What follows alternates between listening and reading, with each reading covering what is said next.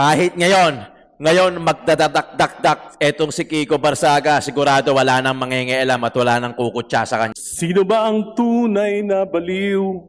Si Kiko Barsaga ay hindi nagnakaw sa kaban ng bayan. Exactly! Paano yung mas mabigat na mga nakasira talaga ng imahe natin? Yung mga talagang nagnakaw. Yung rason kung bakit tayo tinatawag na congressman ngayon. Minsan na natin naramdaman na safe maglakad at umuwi ng madaling Isyu ng bayan, ating pagsapan! Alright, what's up mga kayon, and welcome back pa rin syempre dito lang sa Joe Malone TV para sa Isyu ng bayan, ating pagsapan! Di kami natatakot sa katotohanan. Kaya naman isang magandang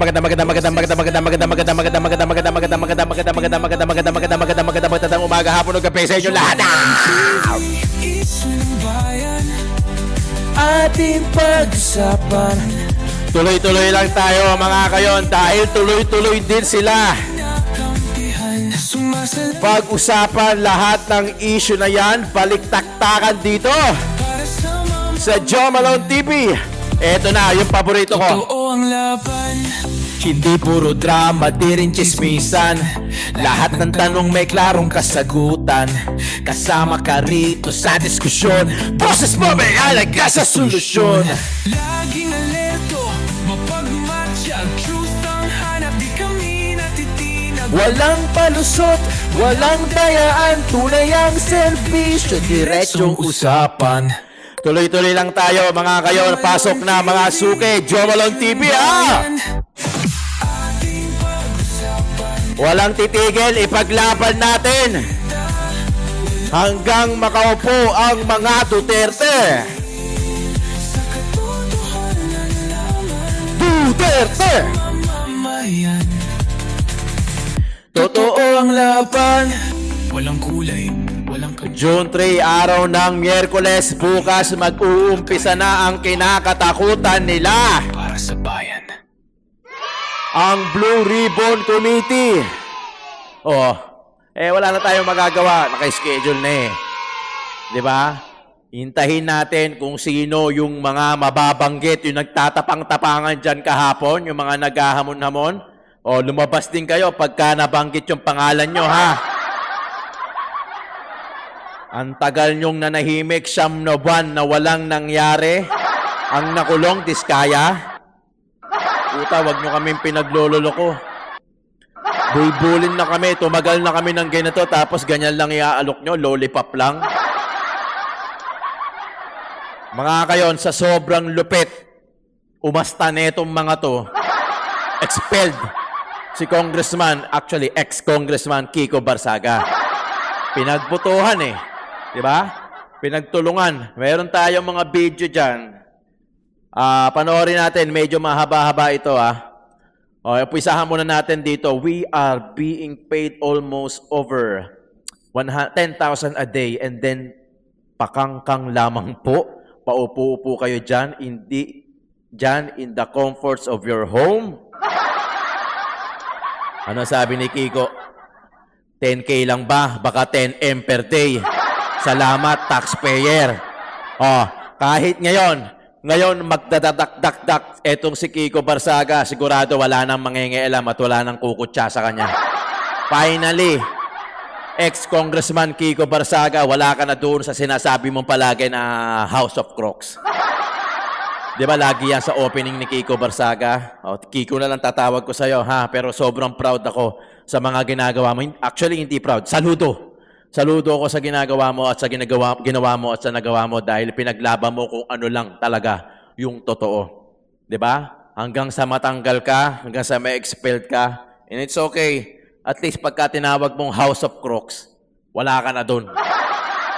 At least sila lang yung tatamahan. Ika nga, bato-bato sa langit ang tamaan. Putang ina, di aray. Mga kayon, paki-like and share itong video natin para sa algorithm at saka paki-double check na rin kung nakasubscribe na kayo, kung hindi pa paki-subscribe. Doon sa description box natin sa baba, meron tayong 3 backup channel dyan. Yung Tito ng Ina Mo, food vlog natin. Yung Joe Malone World Travel para sa travel natin at saka yung podcast natin. Paki-subscribe lahat mga kayon. Alam ko, Nandiyan kayo para sumuporta kay VP Inday Sara. Ako din. Kaya sana yung inihiling ko, yung lambing ko sa inyo, sana masuportahan nyo rin ako. Ha? Maraming salamat. Paki-subscribe lahat at paki-click yung bell icon. Game! Ulit! I would like to say see you in 2028 pero hindi naman nila itutuloy ang 2028 election. I think that's the original plan.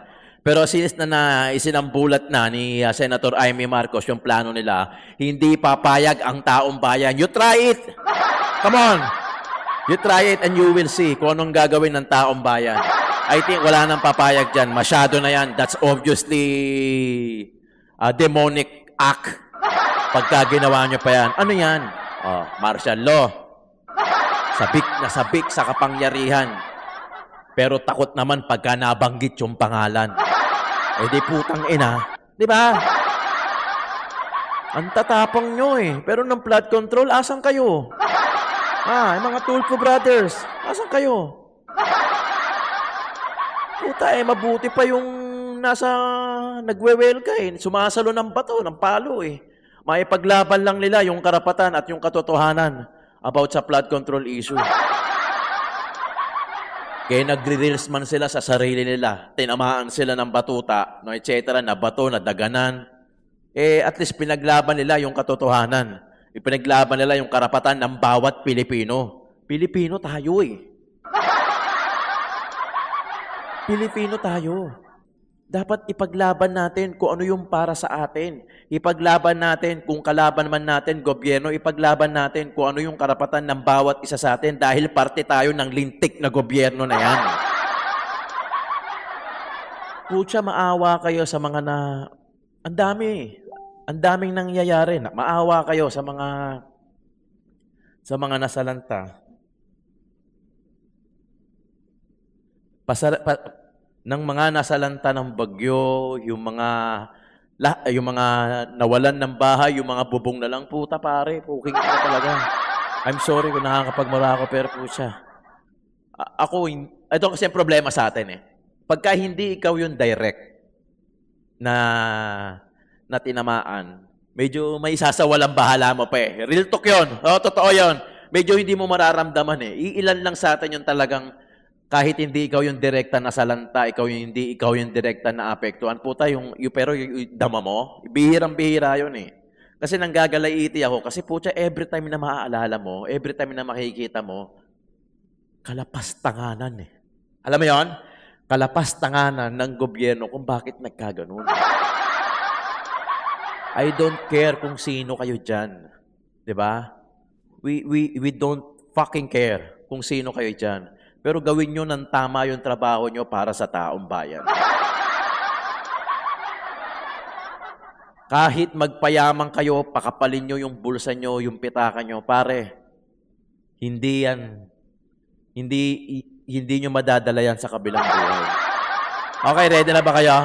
Pakinggan natin yung sa House. Committee Report 298, Rec Committee Case Numbers P-2025-06 and SC-2025-07, Findings and Recommendations of the Committee on the matter of Representative Francisco Kiko A. Barzaga. Majority Leader. Madam Speaker, I move to recognize the chairperson of the Committee on Ethics and Privileges, Representative J.C. M. Abalos. The Honorable Abalos recognized for his sponsorship. Madam Speaker, distinguished members of this august chamber, ladies and gentlemen, I rise today on behalf of the Committee on Ethics and Privileges to sponsor Committee Report number 298 on the consolidated cases involving Committee Case number 6 and Committee Case number 7. The dignity, integrity, and reputation of the House of Representatives must be safeguarded at all times. Legislative discipline is exercised not merely to punish, but to preserve the honor of this institution and to protect the public trust. While we welcome the dynamism and energy of our younger members, this innovation must never cross into disorderly behavior that breaches parliamentary decorum.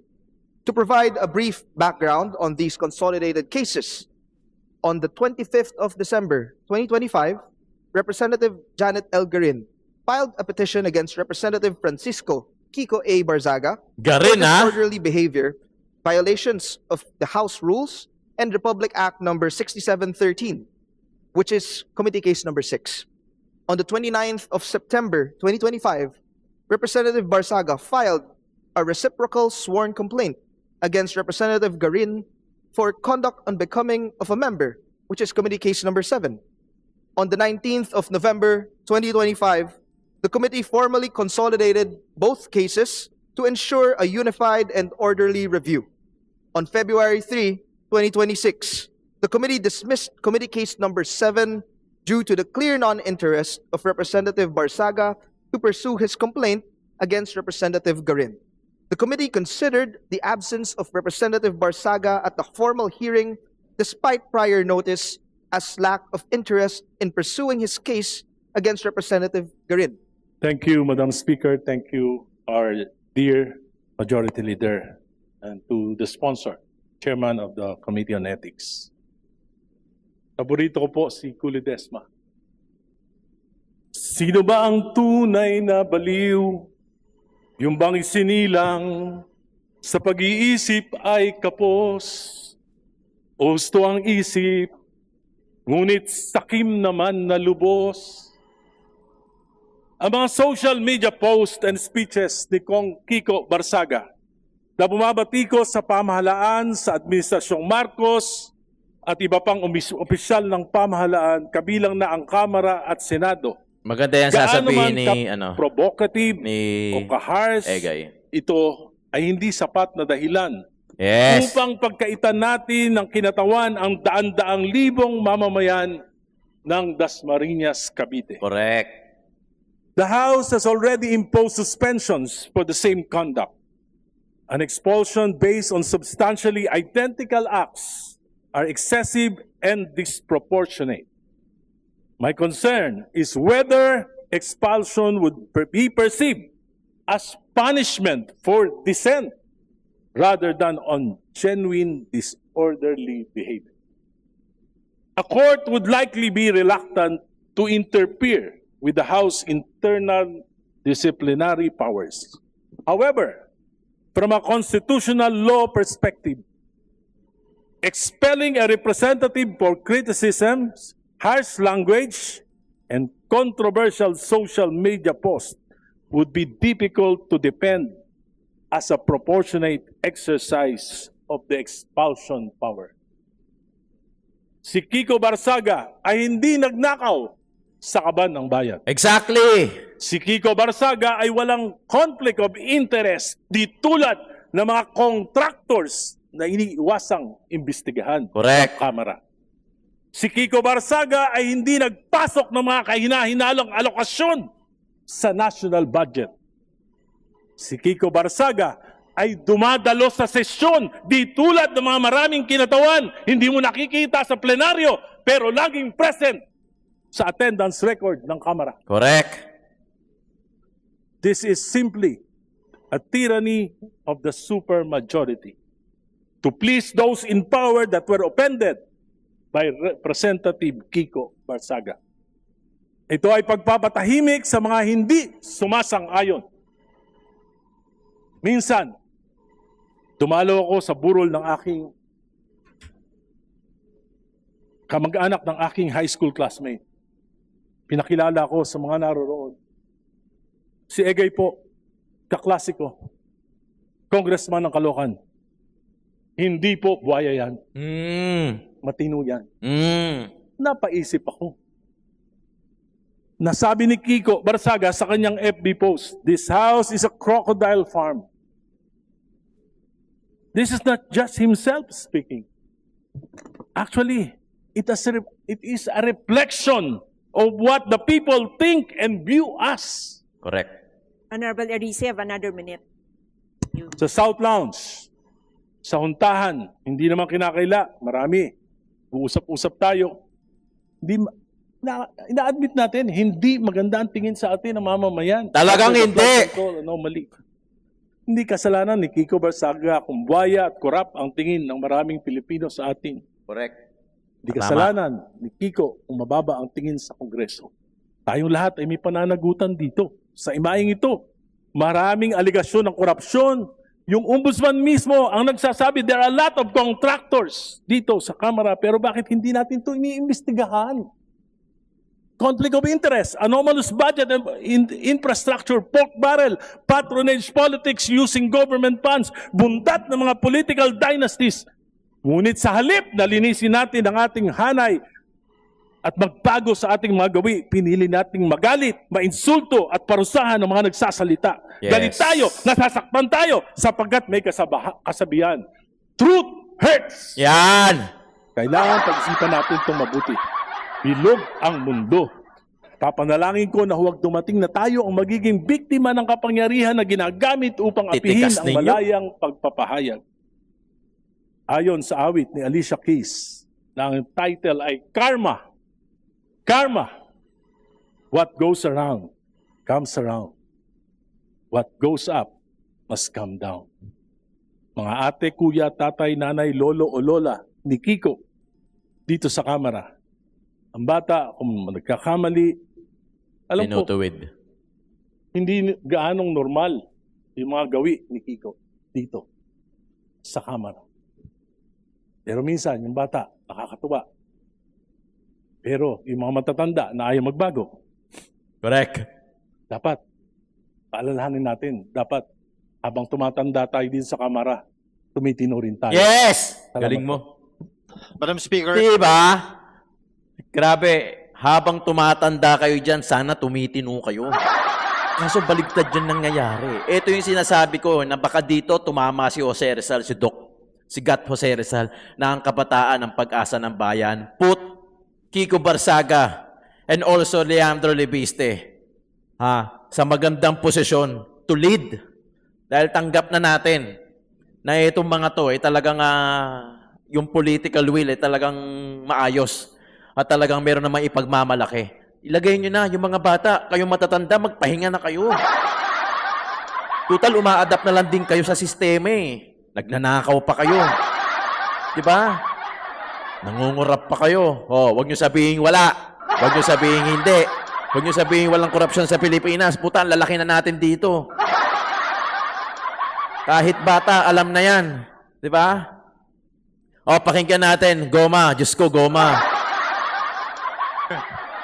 doon kanina kinanta ni Congressman Erice, sino ang tunay na baliw?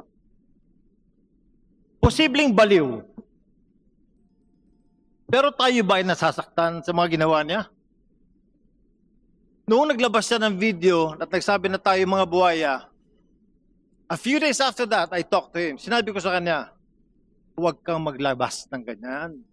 Huwag mo sabihin na tayong lahat ay buhaya dahil ikaw ay isa ring congressman. Yan sabi mo rin na buhaya ka.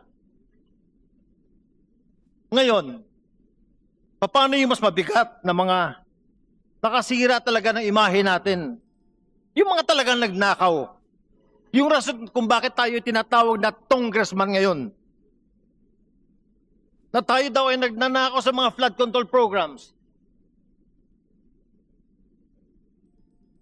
Yung bang mga baseless accusations kung bakit tayo ay sinasabing merong maleta na binigyan ng 20 million pesos.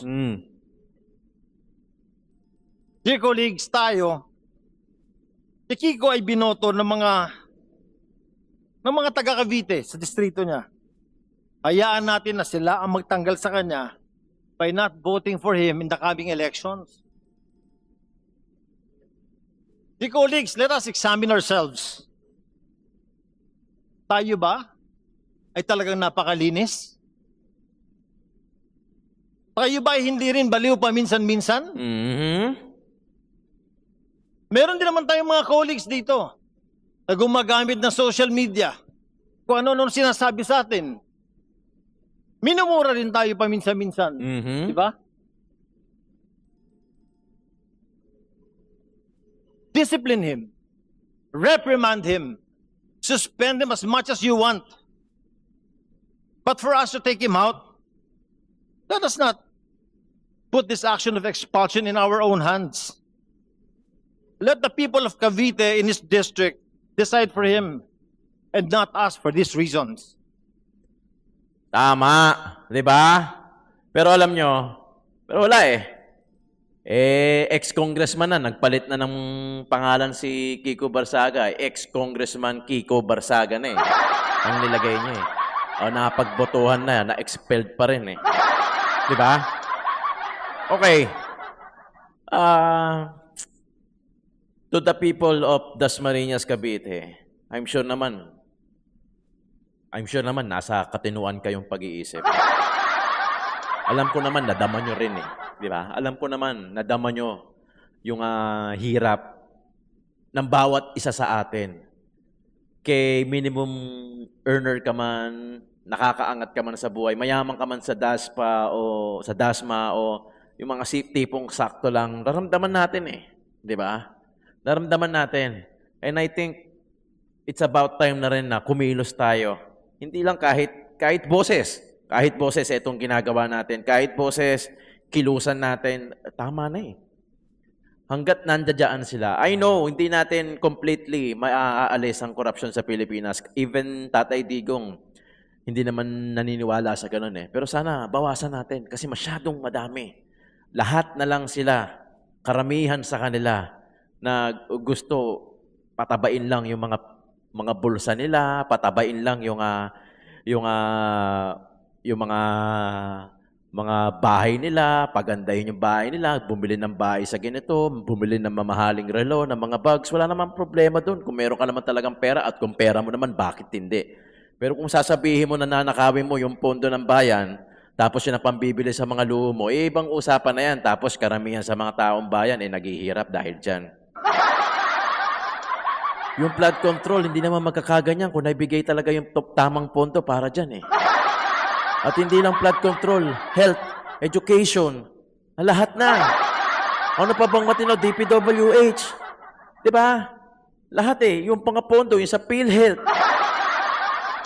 Quality education, kung talagang naniniwala kayo na dekalidad ang edukasyon sa Pilipinas, bakit yung mga anak nyo naka-enroll sa mga pampribadong eskwelahan? Hindi i-enroll nyo sa pampublikong eskwelahan. Bakit? Hindi kayo believe? Yun tayo. Di ba? Ngayon, nagsasalita kayo kay Kiko Barsaga ng ganyan. Bakit? Kasi si Kiko Barsaga ngayon, hero. Kasi talagang nag-stand siya sa kung ano yung talagang pinaniniwalaan niya at kung ano yung katotohanan para sa kanya. Kayo ngayon, nagsasalita. Wala din naman. May nangyari ba sa boses nyo? Sasabihin nyo na may dignidad ang House on lower camera, wala na rin. Even the Senate, wala na din. Nanonood na lang sa inyo yung mga tao, yung mga content creator para ma-download yung video nyo at makagawa ng content. Kahit ako, hindi na ako nanonood sa inyo, pinanood ko lang to para makagawa ng content.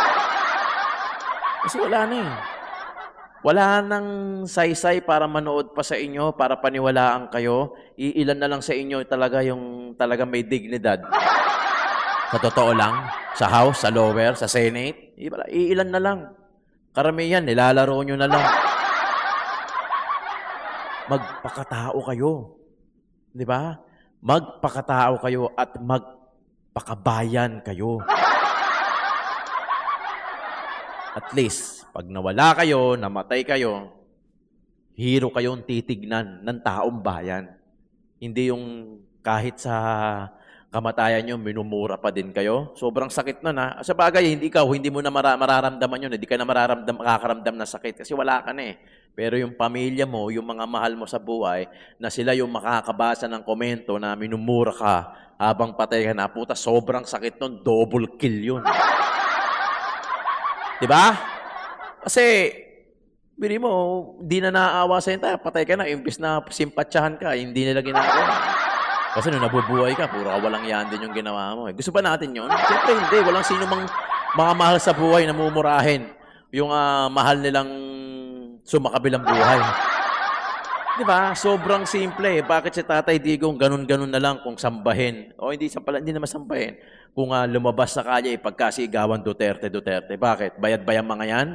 Kahit bayad yung mga yan, putya, hindi yan lalabas ng wantosawa ng ganun. Siguro kung bayad yan, isang beses lang lalabas yan. Pagkakuha ng bayad, oops, okay na. Kung bayad, ha? Pero karamihan dyan, at halos lahat dyan, puta, hindi mo kayang bilhin ng pera. Kasi lahat dyan, pagod na. Lahat yan nakaranas at nakita nila yung ginhawa kahit nung si Tatay Digong pa yung nakaupo. Minsan na natin naramdaman na safe maglakad at umuwi ng madaling araw nung si Tatay Digong yung nanunungkulan. Ngayon, ano na? Di ba? Nakakatakot na ulit. Eh kasi kayo, yung mga mayayaman, sa villages nakatira yan eh, sa mga mamahaling subdivision, executive subdivision nakatira yan eh. Siyempre, hindi yan mapapasok. Di ba? Eh paano tayo? Yung mga madaling araw umuwi kasi kakakayod kahit ayaw natin.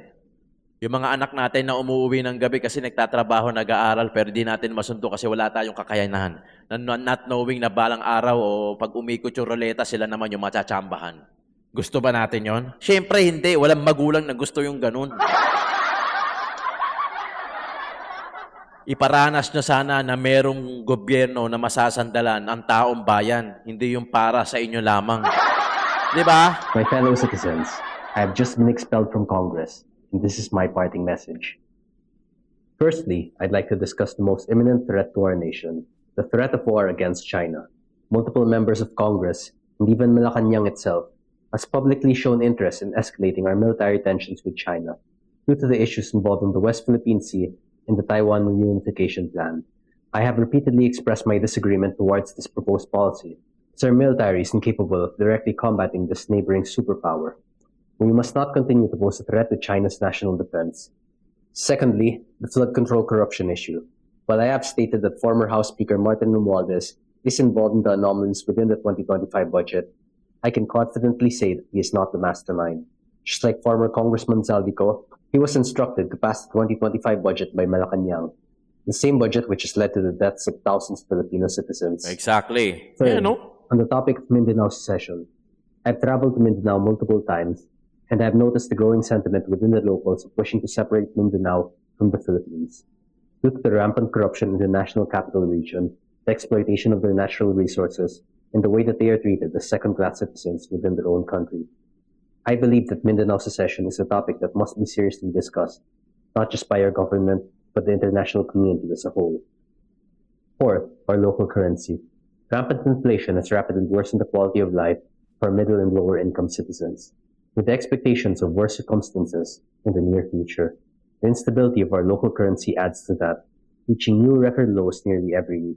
The threat of hyperinflation is not something that I'm willing to risk for our countrymen, which is why I drafted the proposal to temporarily abandon the Philippine peso as our national currency and switch to the US dollar for our transactions. Dollarization also comes with the added benefit of ease of transfer for overseas Filipino workers, which a significant part of the working population is composed of. I'm the expelled Congressman Kiko Barzaga, and I approve this message. Diba? Saludo kong ex-kong Kiko Barzaga. Kita-kita tayo sa 2028. Susuportahan kita, ikakampanya pa kita. Maraming salamat sa mga tulong mo, sa paniniwala mo about sa katotohanan. Kiko, my Congressman Barzaga. Alright? Di ba mga kayon? Doon ako bilib eh. Saka kay Lian eh. Yan yung mga kabataan na talagang, pagka hindi kasi lahat ng matatanda, alam mo, kaya nila eh. Di ba? Ipasa na natin sa mas may kaya. Total, ano naman eh. Matanda na kayo, di ba? Yung mga talagang nangungurakot, yung mga magpahinga na kayo, Diyos ko. Ibigay nyo na sa kabataan. Hindi na to para sa atin eh, di ba? Actually, hindi na to para sa atin. Para to sa mga anak natin at saka sa mga lola't lola natin. Palibasa kasi kayo, settle eh. Yung mga anak nyo, yung mga apo nyo, sa ibang bansa nyo pag-aralin, sa ibang bansa nyo papatirahin. Eh, paano naman yung mga iba na hindi capable, na hindi able, na gawin yung mga ganyan gaya ng ginagawa nyo? Di ba? Yung relo nyo, bahay at lupa na eh. Yung kotse nyo, isang buong matrikula na ng buong pangkolehiyo ng mga maralita eh. Pero kayo, sige lang kasi hindi kayo direct na naapektuhan. Di ba? Doon papasok yung pagiging malasakit at pagiging makataong bayan. Ganyan na ganyan si Tatay Digong. Kaya talaga yung pagmamahal, hindi mo maaalis eh. Pagmamahal ng taong bayan kay Tatay Digong, hindi nyo kayang tapatan, sa totoo lang. Hindi nyo matatapatan. Baka sila BP Inday Sara lang ang makakatapat eh. Di ba mga kayon? Anyway, maraming salamat. Joe Malone TV, Issue ng Bayan, ating pag-usapan.